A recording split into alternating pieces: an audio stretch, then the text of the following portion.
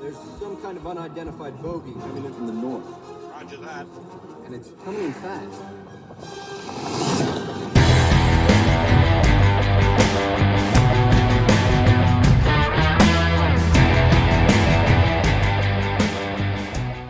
Hey guys, welcome back to the channel. We are talking comic books, specifically Golden Age comic books. Have an exciting thing for you today, Marvel related comic books. So I have a bunch of Marvel related books here.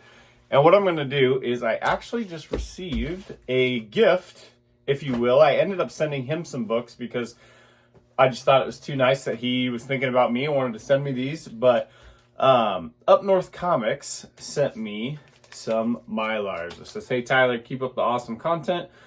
Hope you put these to good use and get enjoyment out of them. Up North Comics. So a couple people have told me that I need to get mylars for these books because they'll look great, you know. First off, like everyone knows, I bagged and boarded everything backwards because I, as of, 3 or 4, 5 months ago, have never dealt with comics. So I'm so new to this, I had no idea. Why did I bag and board all of these backwards? Well, I'll show you. So I thought that when I was bagging and boarding them, that when you take the comic out, I figured if I was pulling it out, the tape would hit the backer board instead of the book and I wouldn't have any tears. Well, I didn't think about the fact that when it is sealed, that you can't see the book very well and it doesn't look great. So, there was a method behind my madness to having them backwards, I guess, if you will, with not wanting the tape to damage anything, and I could reseal them and whatnot. But what I've learned from people that are, more versed in this than myself is that I did it backwards and that I should be using mylars. So, thank you, Up North Comics, for sending those. I am going to bag and board a few of these books before I show them to you so we can look at how much better they look like on camera and everything in these mylars versus backwards bagged standard bags and boards. So I'm going to switch 1, 2, 3, 4, 5, 6, 7, 8, 9 books that I'm going to show today into mylars now, and we'll look at them together.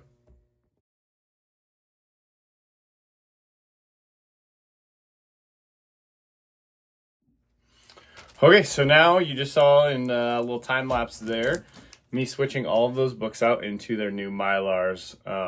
Thanks to Up North Comics for sending me these. It was really nice of you to think about me. Since you know that this collection's all Golden Age and you ordered some extra Golden Age and didn't have anything to use them on, he sent them my way and I appreciate that. So check out his YouTube channel if you haven't yet, and his Instagram. It's Up North Comics. So I'll put that in the description below as well. So book number 1 that we're going to look at is Captain Marvel number 148. So this is a really cool cover. You have the Earth there, Captain Marvel up on a different planet. So, what was I going to say? Oh, the story about this book. So Dr. Savannah, he traps Captain Marvel or Billy up in outer space using a paralyzer gas, and, he can't transform back into Captain Marvel to go back to Earth because of the paralyzing gas, so he's stuck there. So then the story progresses, and Azpacs take over Earth.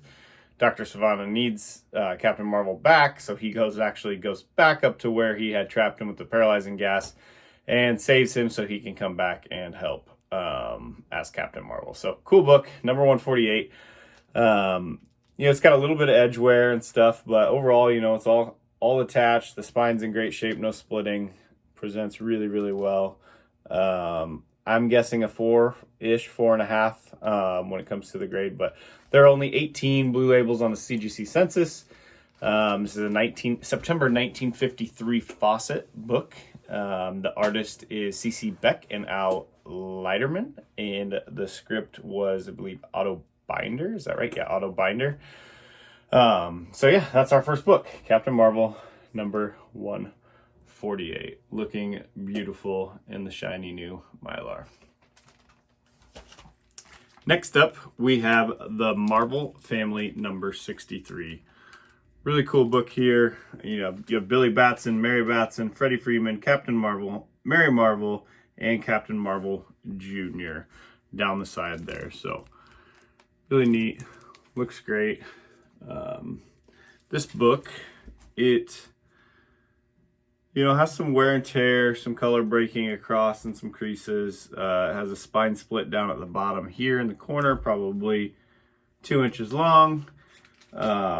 So overall, it is well read, but it is really cool with that Trade Dress Marvel Family title at the top there. So if you're a Marvel fan, it's a really, really neat book. So this is 1951 Fawcett. Stories and art are by Otto Binder, Pete Costanza, and Howard Bauner. There are only 6 blue labels on the census. And yeah, so the story is about space pirates. There's a bunch of disasters happening at sea. So the Marvel family, goes up to find these space pirates who are in a camouflage ship to stop these disasters at sea. And then, they battle them, and they battle Commander Kaz, I believe. K-O-Z-Z, Commander Kaz. So I don't know anything about Commander Kaz until now. So pretty cool book. Another nice Golden Age Marvel title. So next up we have the Marvel Family number 80, Battles the Space Ghoul, also the Great Red Brain. Pretty cool title. The trade dress has changed from that last one that I just showed you, at the top, the Marvel Family. So this was, that last one was number 63, and then this is 80, so it looks like that's changed a little bit. Kind of cool, but you have Captain Marvel there, the Marvel Family, Captain Marvel Jr., Mary Marvel. They are battling the Space Ghoul, and then in another story is they battle the Great Red Brain, who is a Korean commie mastermind, basically, and his intentions are to use robots and to use giant magnets to pull boats and ships underwater, magnets that are attached to submarines that would pull ships underwater, and they are tasked with taking him down. So pretty cool story. This is Marvel Family number 80, 1953 Fawcett. There are 7 on the CGC blue label census. It has kind of the same guys, Otto Binder, Schaffenberger, that Bauner, Pete Costanza. All those same guys are a part of this book, whether it be art or scripts. Pretty cool book. Looks great in the mylar. Again, this one has some damage. A good clean and a press would do it. A lot of good. It has about a 2-inch spine split, so lower grade, but presents pretty well. So next we have Captain Marvel number 141. Really cool cover. It says the man without a world. He's sitting on, a space planet there. It says exiled from the entire known universe. Is this the fate of the world's mightiest man, Captain Marvel? Read the man without a world. So he was exiled in this book. I don't know for what reason. I did not actually read this one, but it is a really cool book. So this is number 141, 1953 Fawcett. It's again C.C. Beck and Otto Binder. I don't know if they did all of them, but it seems as they did all the ones that I have. There are only 9 blue labels on the census. Again, pretty good condition. Has about a 1/2-inch spine split and a little bit of wear and tear there. I didn't take it out, but it looks like maybe the cover is detached. It's hard to tell, but it presents great. So happy to have it. That is number 141. Then we have number 99. This one is older. This one is from 1949 Fawcett. Still C.C. Beck and Otto Binder, which is cool. On the front cover, he's reading the newspaper. It says rain is expected, and it's kind of neat because you can see the rain actually hits the paper and is going through, burning a hole through the paper. So in this issue, Captain Marvel and the Reign of Terror. So some sort of wild rain going on there, and it looks like Sharon Berry had signed the front of this book as well. So this one's in rougher condition. The cover's definitely detached. A few small chunks missing there. You can see the cover or the spine issues. But all in all, it's a 1949 book, so you can't expect a whole lot. Captain Marvel, it's only 12 of these on the census and a blue label. So then we have Captain Marvel number 136. This one's in a little better condition. Nice cleaning and press will help this book a lot, but I would say this one, you know, those last couple I've showed you are probably close to that like 2.5, 3 range. I think this one's probably closer to like a 3.5, 4 range, maybe a little higher, with a good clean and a press. So this one is Captain Marvel number 136. It's got a witch cover. It says, is the world's mightiest mortal Captain Marvel vulnerable to the evil powers of black magic? Read The Witch of Haven Street. So, pretty cool book. This one's 1952 Fawcett. There are only 14 on the CGC census that are blue labels. So, this one I will clean and press. I think it's really cool. So, Captain Marvel 136. Little Halloween witch type cover. So next we have Captain Marvel number 142, where he meets this Beauty in Black down here. So kind of a cool girl cover there. This one's 1953 Fawcett as well. Same thing. You're looking at CC Beck and Otto Binder. It says, has the world's mightiest man met his match? Read The Beauty in Black. I did not read this. When we're talking quality, we're looking at, I don't know, maybe a 3.0-ish range. So 3.5 maybe. It's hard to tell. I'm still new to judging the grades that these would get, but cool book. Really, the colors pop on these things is what I like. I love that red against the blue. Really cool. So I think there were only 16 maybe or so on the blue labels on the census. So being from 1953, pretty cool. Next up, we have Captain Marvel Jr. number 114. This is a really nice black cover. It has a little damage up here, missing a chunk, and then some, you know, big, like one big fold there, crease there. You know, it's going to show some age with that black cover, but really cool book. The World's Mightiest Boy, Captain Marvel Jr. 114. Sorry, I was standing up stretching there. Yeah, neat book. Says the train that traveled through space. So this train here gets abducted by aliens. Thankfully, Captain Marvel Jr. just happens to be on that train. What are the odds of that? You know, saves the day. It's 1952 Fawcett. It's a Bud Thompson cover.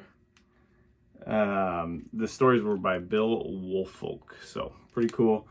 There are only 6 blue labels on the CGC census. So Captain Marvel Jr. Kind of a switch from all the Captain Marvels that we were showing, and now we're into Captain Marvel Jr. So neat book there. Cool cover with the black background, and then all these colors just really pop. So the last book that I'm going to show is actually probably the oldest book that I've shown in this video anyways.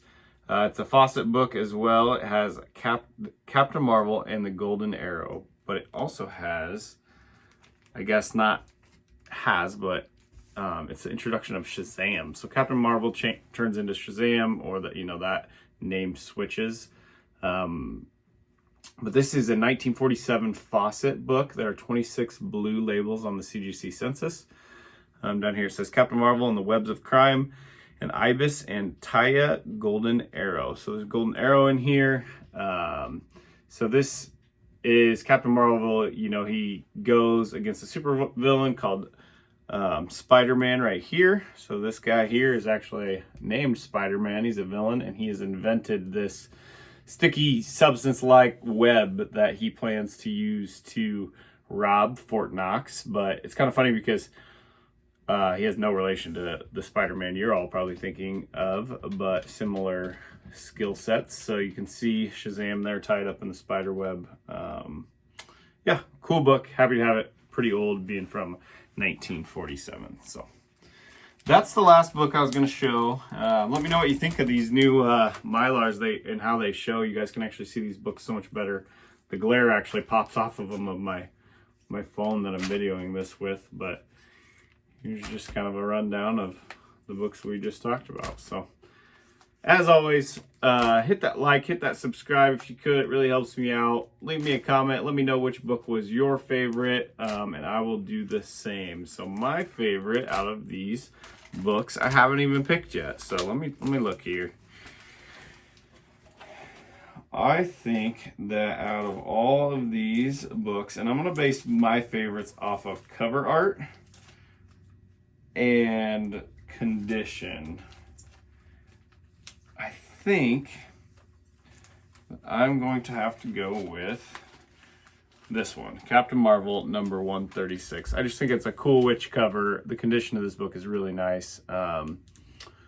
Yeah, that's my favorite. Which one's yours? So anyways, I'm going to wrap this up. I appreciate y'all watching. I will have more videos in the future. So if you like these, like I said, hit that subscribe, stick around, leave me some comments. Let me know what you want to see next. And I'll continue to make videos. So have a great week, guys. Appreciate it. Bye.